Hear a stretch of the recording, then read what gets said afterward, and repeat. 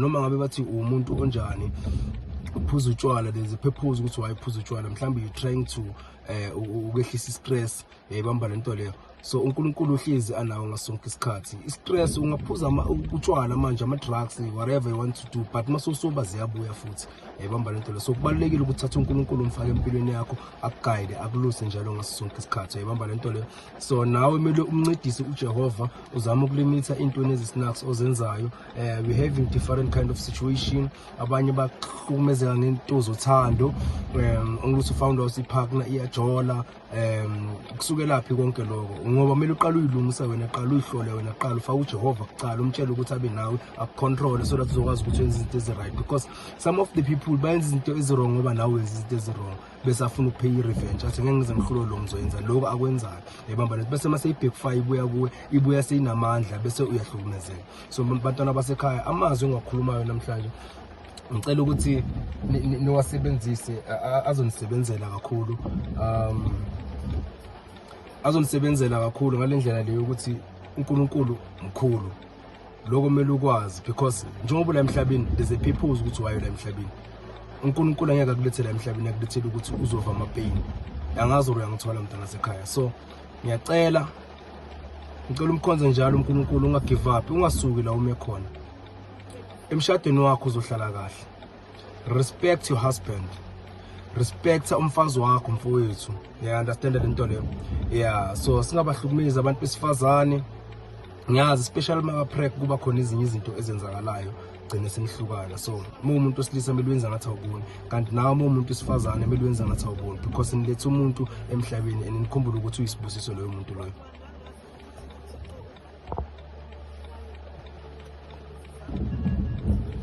Blessed. Ngitshela ukuthi ngishawe isikhathi. Singachubeka bafethu. Right now ngidlala ingoma kaLundi okhuluma ngomama Rebecca. Singamamela kancane bafethu. I'm streaming, ngiyanibona na like lapho. Blessed bafethu. Singamamela kancane singene enkonzweni yangempela. I'm drinking a tea. Angazi ukuthi unophuza lapho. Blessed.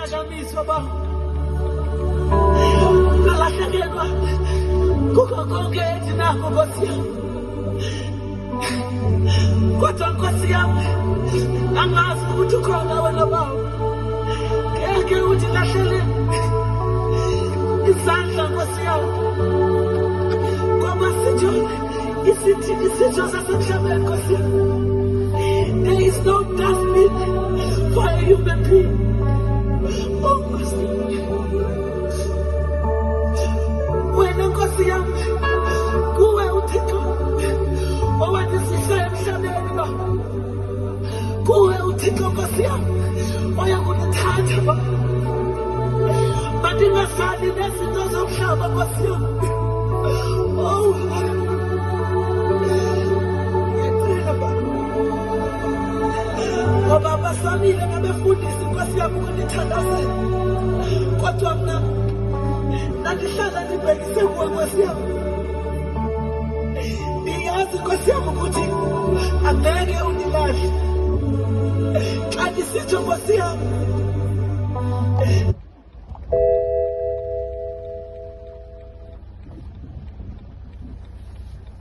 Ndibhekise kwintsha yonke yaseMzantsi baba,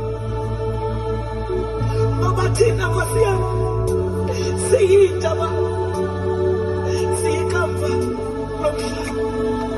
Umhlaba ikamva lethu Nkosi yami, ngaphandle kwethu baba.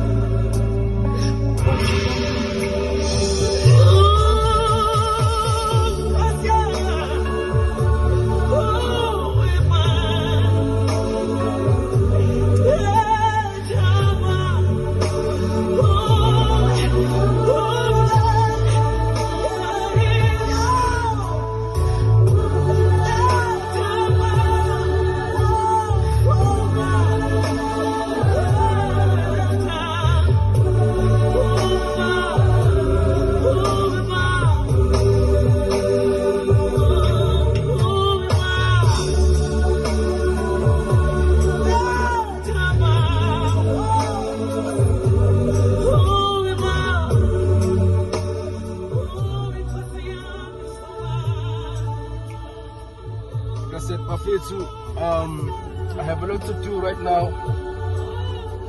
I need to go to my office and double check some of the artists abadinga usizo nezinye izinto kumele ngizenze. I'm a board member wengempela sasakhona. I'm not going to go deeper. This year we failed to make our event ngenxa yokuthi we lose one of our brother la kungempela entertainment, legendary Mathabatha. Namanje sokuprocess ukwenza izinto ezinhle. So let us check on next year ukuthi sizosebenza kanjani. Kulabo abalimele ningakhohlwa bafethu, umthandazo phambili, uNkulunkulu phambili. Noma ngabe uyintandane uhlele la uhlele khona, ngicela uzithole.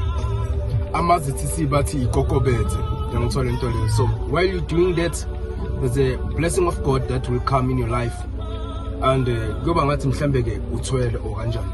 Next, uNkulunkulu namandla ahlale nimthandazweni bantwana basekhaya. God bless you. Ngiyandithanda, ngizophuma manje kodwa bengafisi ukunishiya nodwa. Ngiyazi ukuthi sisabondile, sisaxoxa, nifuna ukungazi kabanzi abangangazi uyo mfundisi wama 2000 la. Blessed. Wonke umuntu unento zakhe la emhlabeni kodwa akusho ukuthi uhlukumezeke. Blessed. Thank you.